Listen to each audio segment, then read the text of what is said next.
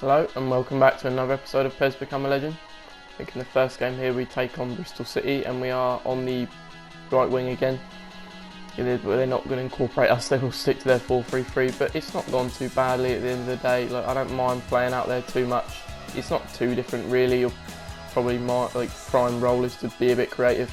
Talking about being creative, we've not pulled into Woodrow's feet there. And he does turn onto his right and lash it into the far corner. So a nice finish from him and a simple assist for us. I'm approaching the halfway point of the first half here. Bristol City come forward. Our keeper does make a solid save there. And we lump it forward to Woodrow.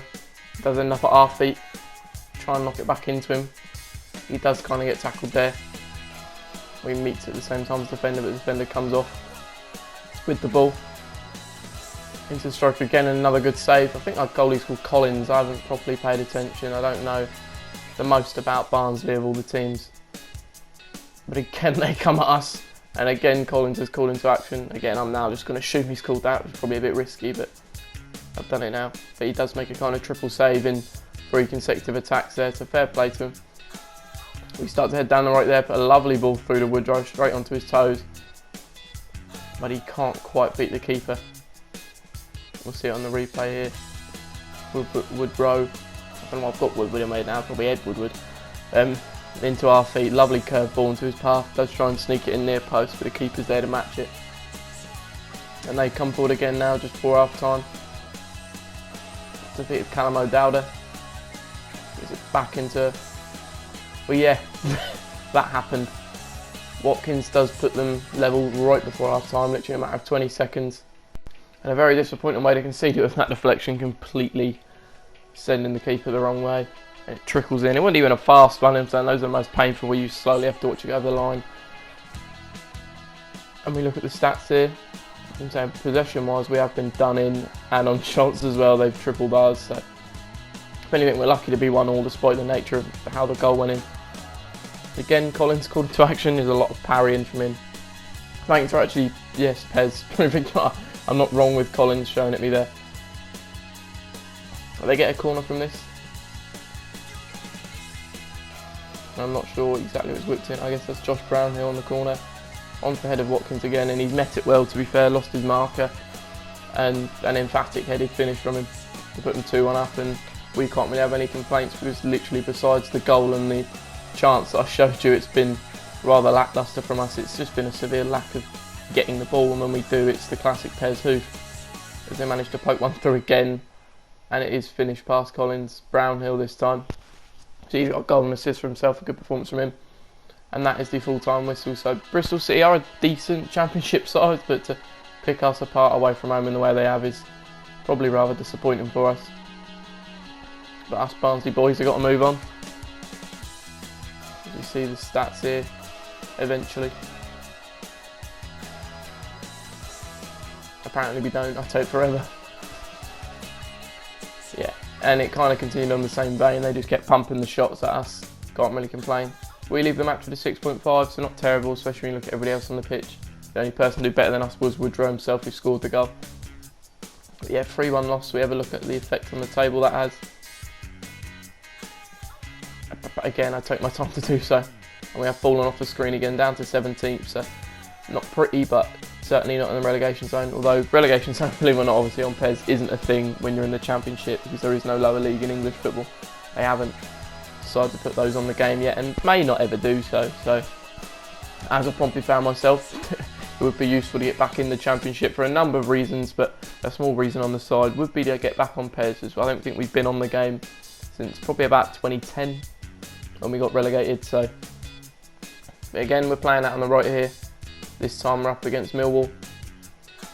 Good old mate Jed Wallace in that side. He was a top player when Pompey had him. He was literally just the talisman, really, kind of like the way Grealish is in a Villa side now. Everything went through him, goals, assists. It was us shining light, to be honest, and the fact that he came from our own academy just added to it. They get a very early chance from a defensive mistake, and fortunately for us, do not take it. We'll also have Ben Thompson in their side, who Pompey had on loan not that long ago. I mean, we loved him whilst he was here. Everything kind of went through him as well. We lost him in January as the loan ended and never really recovered from that in that season, and ended up in a failed playoff attempt. But we go 1-0 up here through Mallet. Just a standard nice little finish to the right. We were involved in the move, I think, but not actually directly getting an assist. As we head down the right now, try to open our legs up, Hutchinson for company. Pull it a bit far back. But we retain possession regardless. I'm still offside from being decked. And the feet of Woodrow, and he caught that extremely well. So I mean, his finishing is, probably misleadingly good. He's kind of known in England for scoring goals at championship level, but at the rate he's doing it here, it's just emphatic, to be honest. And the quality of the finishes as well, the keepers have not really had much they could do about it. I believe it's Palmer here who brings a Millwall player down about 30 yards from goal, and Scalak steps up to take it.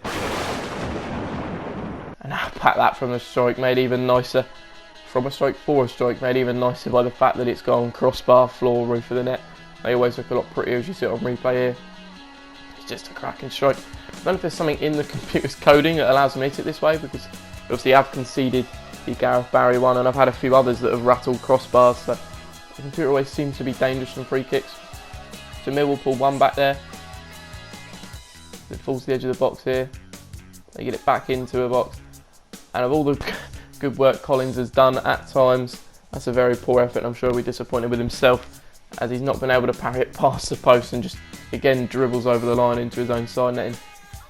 And from being 2-0 up, it's suddenly 2-2, but something breaks for Woodrow here, and he's not going to miss those. You cannot make a mistake like that with the way he's been finishing. We were pegged back rather dramatically from 2-0 to 2-2 in the matter of kind of the first 25 minutes kind of thing, but with that mistake does take us into half time with the lead again, which we have deserved, I think, and hopefully the stats will agree with me.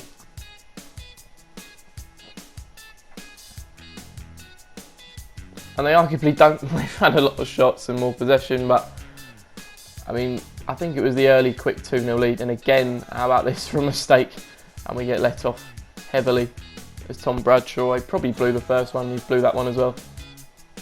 And they head down there left again, dump it forward into the box, and that goes over the bar. And the reason I've left this in, Collins wasn't actually the one in goal this game, so there you go, Collins, spare your blushes. Not going to bother with that keeper's name, it's a bit too long for me. But I left that in, as you can see we have now been subbed off for Jacob Brown. Just waiting to watch and see the rest of the game out here. The Palmer with a cracking strike, which the keeper does get behind. And the defender fails to do anything further, and it goes out for a corner. And from this corner, a lovely headed effort to extend it to 4-2 and probably put it beyond that at this point. The person who come on for us scores it, which isn't exactly good news for us. It doesn't leave a lasting impression in the manager's mind that the sub he brought on for a player goes and scores. But at the end of the day, we are team first. It did secure a 4-2 win, put the result beyond doubt, and a good away win. A nice busy one for goals as well, which hasn't always been the case in these. We kept all our shots on target, to be fair to us, so the fact we scored 4 from 5 of those shots on target is perhaps a bit crazy, but we only got a 6 rate in that game, so far from impressive. But from a Barnsley perspective, we have shot up to 13th in the table, which is a good bit of movement. You see here still only the 2 assists from 6 games. As we move on to see who the next opponent is. But before that, there is a national team squad announcement, and hopefully from 6 games now, England might be interested in a 71 rated championship player. And as we eventually look at the message, which I seem to want to take time to do, I really do mug myself off here in a lot of cases in terms of how long I take to read things.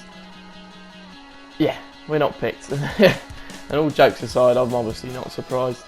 We're not going to be at this early stage. And we have got Huddersfield next at home. We'll check and see if we do retain a place after that lacklustre performance in the game before. Fortunately for us, we do. And of course, we are out on the right again. See the teams here. Obviously, Huddersfield weren't in the Premier League that long ago. Their first season was kind of impressive under David Wagner. And you could argue they kind of stayed up on spirit alone. I believe they did end up staying up with a negative goal difference, which was basically unheard of. The second season didn't go too well. They did end up sacking David Wagner way before the end of the season and ended up appointing Jan Siewert, which some people viewed as kind of a resignation that they were going down in a preparation for the Championship. But that didn't seem to go too well either, as he has since lost his job. And I believe it's Danny Cowley as manager there now. I might have got it mixed up with Sheffield Wednesday. It's either him or I think Gary Monk is the one. I get them two mixed up what way round it is. But things aren't going too bad or too good for them. I think they're kind of a mid-table dweller in the Championship. So this is a game we could potentially win. They've still got some of their players there that were there around the Premier League time, like Christoph Schindler. O'Brien is someone who's come through in these past few years, a youngster centre mid that some people are looking at. We get on that rather acrobatically, always flying over, but again, it's fun to see our guy try and that does send it to half time at 0-0. It's been kind of a drab half, not too much going on. Probably that's the most exciting things have looked, me flying through the air. You see by the possession stats, we've really not had this ball at all. 30% is, well, nothing short of awful really. We do exchange a Woodrow and get down the right here. I'm trying to burst forward and get as far forward as I can. Richard Stearman of all people brings me to the floor. He's a throwback. And at this point, as you can see, it doesn't seem like a highlighting moment here. A free kick probably means something else, and that something else is, yes, I've been subbed off. I'd say I can't really complain because I haven't been up to much, but just generally we haven't had the ball, so it's not entirely my fault. Huddersfield do come forward here down the right. And as he shifts onto what I thought would be his left, he decides to take a right-footed toe-poked effort, which our keeper had covered. And that is all she wrote for the third and final game of the episode. So very drab 0-0 draw. Again, not terrible for Barnsley results-wise, but entertainment-wise it's lacking heavily. As we look to see our match rating here after these stats. So it seems to have improved the possession a little bit, but nothing much. He gets 6.5, which I believe was the joint best outfield player, with our goalie getting a 7. So again, I'd like to think it wasn't exactly my fault, but the manager may see otherwise. So we'll find out next episode. We retain our starting spot after that. Thanks for watching, and I'll see you next time.